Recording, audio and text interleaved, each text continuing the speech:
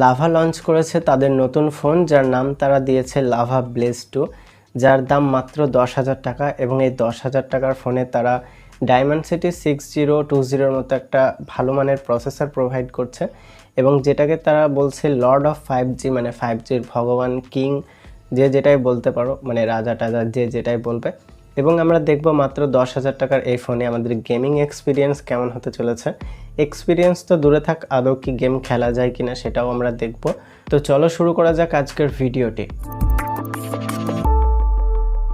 ডিজাইনের দিকে যদি আমরা চোখ রাখি তাহলে গ্লাস ব্যাক পাবেন, শাইনি গ্লাস ব্যাক, এবং ক্যামেরার মাঝে একটা ছোট্ট কিউট রিং লাইট আপনি দেখতে পাবেন, যেটা ফোন কল, নোটিফিকেশন এবং ফোন চার্জিংয়ের সময় ব্লিঙ্ক করে, যেটা একটা প্রিমিয়াম লুক দেয় আপনার ফোনকে, এবং ইন হ্যান্ড ফিলও আপনি খুবই ভালো পাবেন। পাশাপাশি 201 গ্রাম ওয়েট আছে ফোনটার, যেটা খুব একটা মোটাও নয়, খুব একটা পাতলাও নয়। আই থিঙ্ক 8.7 mm এর থিকনেস হতে পারে ফোনটার, যদিও আমার সঠিকটা মনে নেই। ডিসপ্লের দিকে যদি আমরা চোখ রাখি তাহলে 6.56 ইঞ্চেসের 90 হার্টসের এইচডি ডিসপ্লে পাবো, 450 নিটসের ব্রাইটনেস পাবো, যেটা তুলনামূলকভাবে খুব একটা বেশি নয়, আর অ্যাকর্ডিং টু প্রাইস 10,000 টাকার মধ্যে ঠিকই আছে।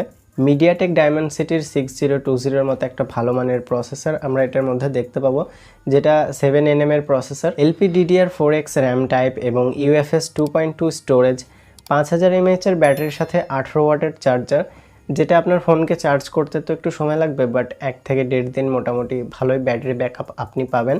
AnTuTu স্কোরের দিকে যদি চোখ রাখা হয় তাহলে 4,80,000 প্লাস স্কোর আছে, যেটা 9 থেকে 10,000 টাকা অথবা 10 থেকে 11,000 টাকার প্রাইসের মধ্যে খুব একটা ভালো স্কোর। ফোনটা দুটো ভেরিয়েন্টের মধ্যে আছে, একটা হচ্ছে 464 এবং একটা হচ্ছে 6128। তো 6128-এর প্রাইস হচ্ছে 11,000 টাকা, 1,000 টাকা বেশি দিয়ে এটা নেওয়াটাই বেটার বলে আমার কাছে মনে হয়। সেন্সর এবং OS প্লাস UI এর কথা যদি বলি তাহলে আপনি লাভা ব্লেজ 2 এর মধ্যে একটা ক্লিন UI এক্সপিরিয়েন্স পাবেন, কোনো থার্ড পার্টি অ্যাপটার মধ্যে নেই, এবং এ পার্টি অ্যাপও খুব একটা বেশি নেই, একদম নিট এবং ক্লিন একটা ব্যাপার। আপডেটসের কথা যদি বলি তাহলে Android 13 out of the box পাবেন, 1 বছরের মেজর্স আপডেট এবং 2 বছরের সিকিউরিটি আপডেট পাবেন। মোটামুটি সব সেন্সরই আপনি পাবেন, ফেস আনলক পাবেন, সাইড ফিঙ্গারপ্রিন্ট পাবেন।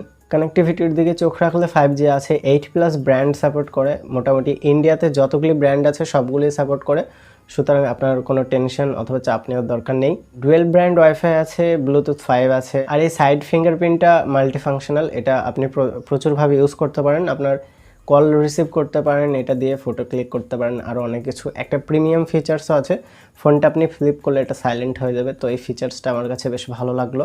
মাল্টিমিডিয়ার দিকে যদি চোখ রাখি HD+ ডিসপ্লে পাবেন, আর নেটফ্লিক্স মোটামুটি ভালোভাবে দেখতে পারবেন, আর মনোর স্পিকার পাবেন, যেটা খুবই লাউড একটা ব্যাপার। আর আউটডোর ব্রাইটনেসটা খুব একটা বেটার এক্সপিরিয়েন্স আপনাকে দেবে না, আর এটা 10,000 টাকার প্রাইসে এর থেকে বেশি আশা করাও যায় না, বাট ইনডোর মোটামুটি এটা ঠিকই আছে। ক্যামেরার কথা যদি বলি তাহলে আপনি ব্যাক ক্যামেরা, 50 মেগাপিক্সেলের primary sensor plus VGA dual camera setup. Front ক্যামেরার দিকে যদি চোখ রাখা হয় তাহলে 8 মেগাপিক্সেলের সেলফি সেন্সর। আউটডোরের ছবি মোটামুটি বেশ ভালো, তবে ইনডোরের ছবি যদি আপনি একটু হাইফাই কোয়ালিটি আশা করেন তাহলে মোটামুটি এটা আপনাকে সন্তুষ্ট করবে না, আর অ্যাকর্ডিং টু প্রাইস সেটা আশাও করা যায় না, বাট ছবির কোয়ালিটি মোটামুটি ভালো।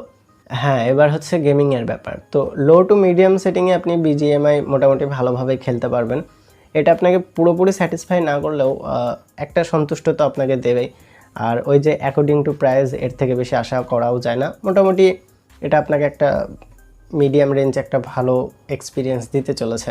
তো সবশেষে 10,000 টাকার এই ফোনটা মোটামুটি খুবই ভালো, যদিও লাভা এটাকে লর্ড অফ 5G বলেছে এবং একটা বাজেট ফোন বলেছে। তো সত্যিই লাভা ব্লেজ 2 একটা বাজেট ফোন। চেক আউট করার জন্য লিঙ্ক থাকবে ডেসক্রিপশন বক্সে, এখনই চেক আউট করতে পারেন। আর ভিডিওটা ভালো লাগলে একটু কষ্ট করে লাইক করে দিতে পারেন। পরবর্তী টেক ভিডিওগুলো দেখার জন্য সাবস্ক্রাইব করতে পারেন চ্যানেলটি। দেখা হচ্ছে পরের কোনো ভিডিওতে, ততক্ষণ বাই।